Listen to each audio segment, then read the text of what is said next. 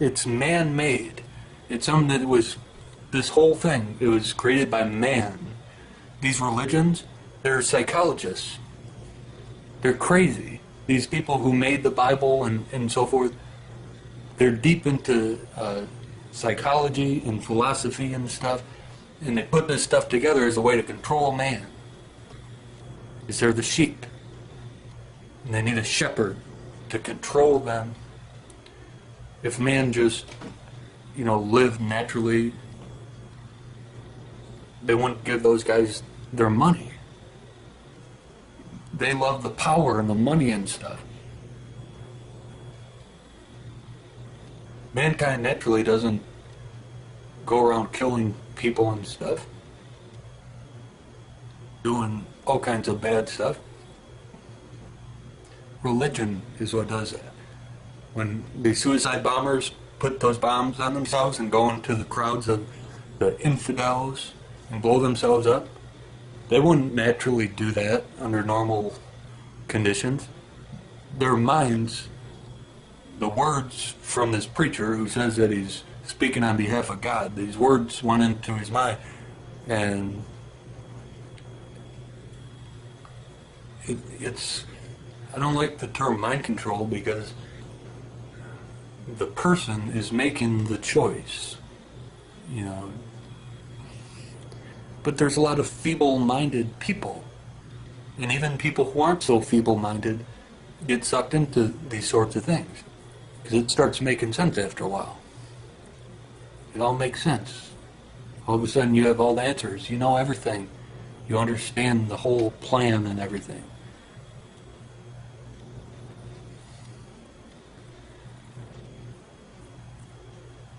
I'm not here to offer solutions. I don't know how to free mankind from this deception. All I know is that knowledge and information is like light. It's like flipping the switch and turning the light on. And like before, you couldn't see anything and it was all dark. But then when you flip the switch on, you can start seeing stuff. You can see what's really there. Not just what somebody told you was there, but you can actually see what's really there. The light is what gives you the ability to see those things. And the light is the information. Learning, listening to people. You shouldn't, in some countries, they ban certain stuff. They don't allow the people to be influenced by certain things. Certain stuff on the computer, on the internet, and on TV and stuff, it's not allowed. The people can only watch what the leaders allow them to watch. Well, I think that's wrong. You should be able to see anything that's out there and then, use your own mind to decide whether it's right or it's wrong. In some churches, it's like it's against the rules to question the doctrine, like to ask questions like, this isn't really making much sense to me. Can you explain this? And they get all mad. You're doubting. Questioning is the same as doubting. The Bible says the unbelievers will be burned in a lake of fire. You just have to listen to the preacher and do what you're told to do without question. And it's like, why can't I ask any questions? Why can't I? Maybe because you don't have any answers. You don't have any good answers. Like, that's their defense that they have. It's like, no questions allowed. It's like, the stuff behind this wall over here, this is all stuff that doesn't make any sense. You belong over here. You don't get to penetrate this wall and ask questions. So, well, what about this? Get back, get back. You'll burn in hell if you don't get back. I hope I'm giving a good visual illustration or whatever.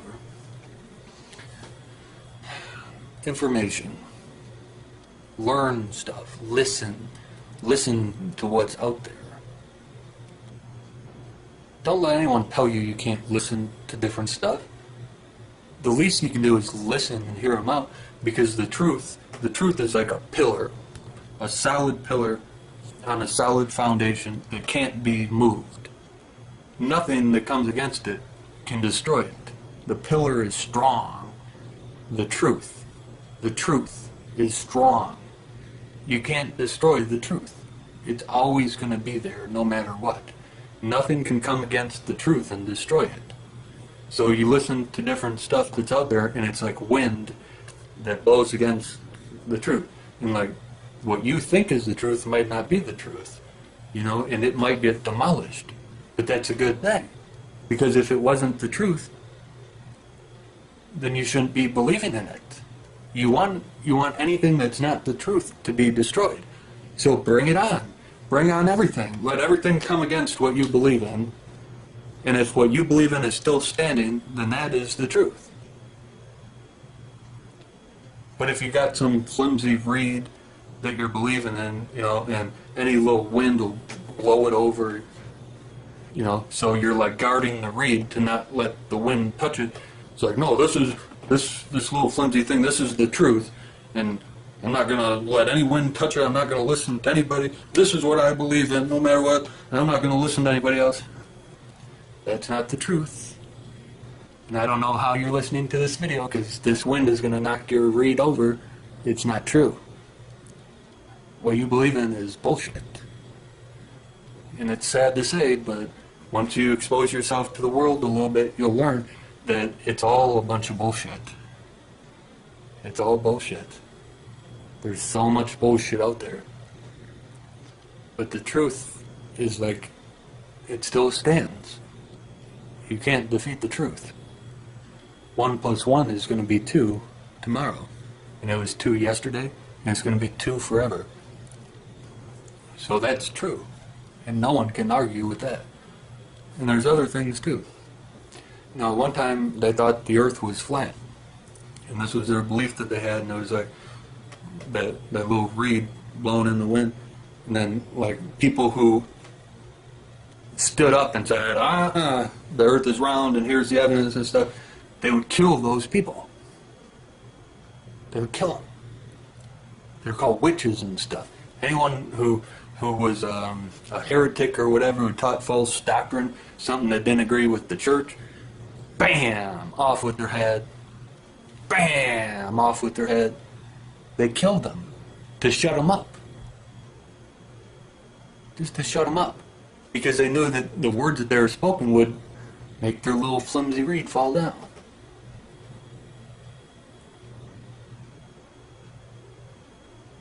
But why? They must have knew that what they had wasn't the truth. If they wouldn't let people listen and hear other points of view and stuff, why did they have to shut those people up like that? The truth ain't going nowhere. If it's the truth, even if there's just one person in a big crowd of other people in some kind of argument or something, if that one person has the truth, then he's like an indestructible force. And he can shut up all those other people. And so what they do is they resort to, like, they use lies and stuff, and they attack the person in different ways, and they persecute the person, and they might even kill the person, even in our modern times. But they might, if they can't find any other way, they might just make up stuff against that person to attack him, because they can't fight against his words that he's speaking. But they got to shut him up, because his words can destroy their whole foundation.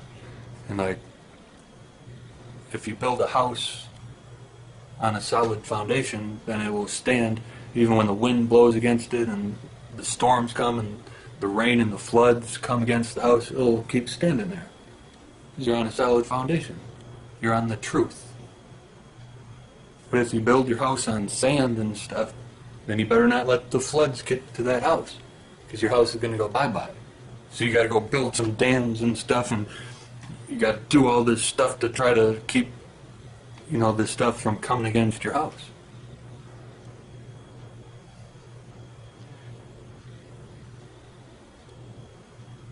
I'm watching a movie right now called Groundhog Day with Bill Murray.